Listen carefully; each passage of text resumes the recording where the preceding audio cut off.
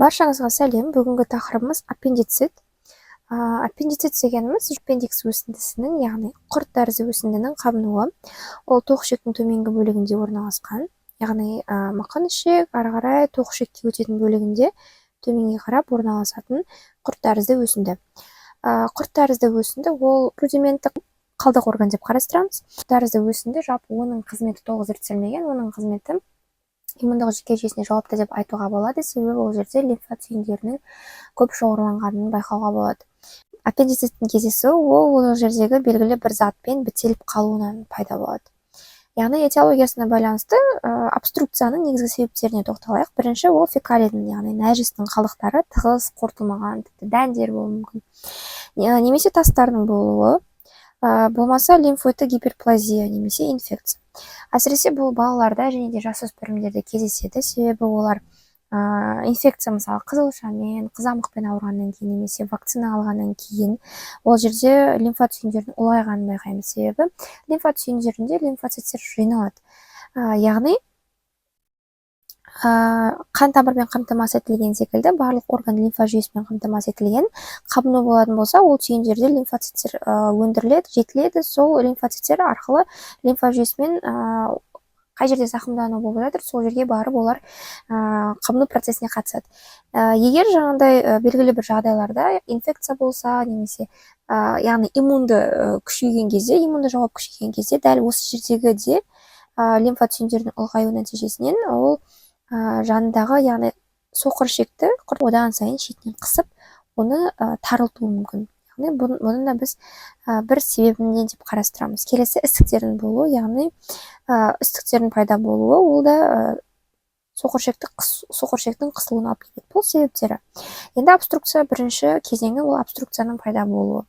Екінші кезеңде жалпы ішектер ол бізде шырышты қабықтан тұрады. Шырышты қабықта атайтып тұрғандай ол шырышты болып келеді, яғни ол жерде мукозды жасушалар бар. Олар белгілі бір мукозды, яғни шырышты бөліп отырады. Бұл жерде кеңістік таралды, бұл тұйық бітеліп қалды, ал ондағы шырыш бөлініп жатыр. Өзі бітеліп тұрған тұйық бір кеңістікке тағы бір сырттан сұйықтық келген кезде оның ішіндегі қысым ол одан сайын күшейетіні, қысымның артатыны ол белгілі. Қысым артқан сайын ол қабырғасын сыртқа қарай итере бастайды. Қысым артып жатыр, шарды үрлеген секілді оның қабырғасы жұқара береді. Дәл жаңағыдай шар секілді бұның да қабырғасы жұқара береді.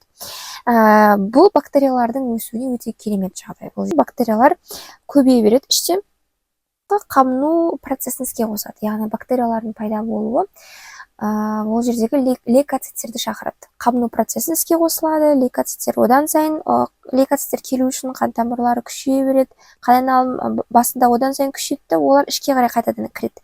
Бұл қысымды одан сайын күшейтеді. Сосын ол ісінеді, қысым үлкейе береді, ісіне бергеннен кейін ол жанындағы майда қан тамырларды қысады. Қан тамырлар қысылғаннан кейін ол жерде тромб пайда болуы, қан тамырлардың қысылуынан ол жерде ишемияның пайда болуы, ишемия асқынып ол жерде некроздың пайда болуына алып келеді. Некроздың пайда болуы, яғни ол тіннің өлуі деген білдіреді. Тін өлгеннен кейін ол жердегі сау жасушалардың барлығы жойылып жатыр. Асқынып, яғни ол жерде ешқандай ем қолданылмаса, ол соңында шырышты қабықтың жарылуына алып келуі мүмкін. Шырышты қабықтың жарылуы ол ішіндегі барлық сұйықтықтың сыртқа қарай шығуына алып келеді. Біз оны перитонит деп айтамыз. Яғни құрсақ қуысының қабынуын, перитониумның қабынуын біз перитонит деп айтамыз. Нәтижесінде мұның ішіндегі көптеген бактериялардың барлығы сыртқа шықты. Бактериялар барлығы ол қабынуды одан сайын күшейтеді. Яғни ол жерде абсцесс пайда болады. Симптомдарын осы физиологиясына қарап талдап көрейік. Пациентте ісіну процесі болғаннан кейін ол жанындағы қан тамырларды қысады деп айтты. Қан тамырының жанында нерв те бар, яғни ол нервті де қысады. Ауырсыну нервтер бар, сезгіш, сезімтал нервтер бар. Олар басылған, яғни қысылғаннан кейін олар ауырсыну сезімін береді. Науқаста іштің төменгі бөлігінде, әсіресе оң жақ квадрантында өте қатты ауырсыну болады.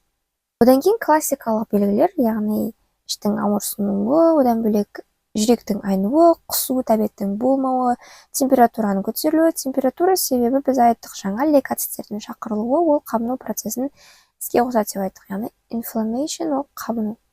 Температура көтерілді, диарея, іштің кебуі деген секілді симптомдар болуы мүмкін. Перитонит болатын болса, науқаста қосымша іштің тітіркену синдромы немесе іштің бұлшықеттерінің кернеуі деген секілді симптомдар байқалуы мүмкін. Еміне керек? Емі ол аппендэктомия. Яғни аппендикс өсіндісін алып тастау. Арнайы лапароскопиялық хирургия жасалынады. Және де аппендикс өсіндісін алып тастайды. Және ол жерді бекітіп жаңағыдай тиеді. Ал егер науқаста асқыну болатын болса, яғни перитонит болса, немесе аппендикстің маңындағы абсцесстер болса, онда дренаж жасайды оларды. Антибиотикотерапия жасалынады. Жүйелі түрде антибиотикотерапия жасалынады. Ол хирургиядағы жедел ауруларға жатады. Назарларыңызға рахмет.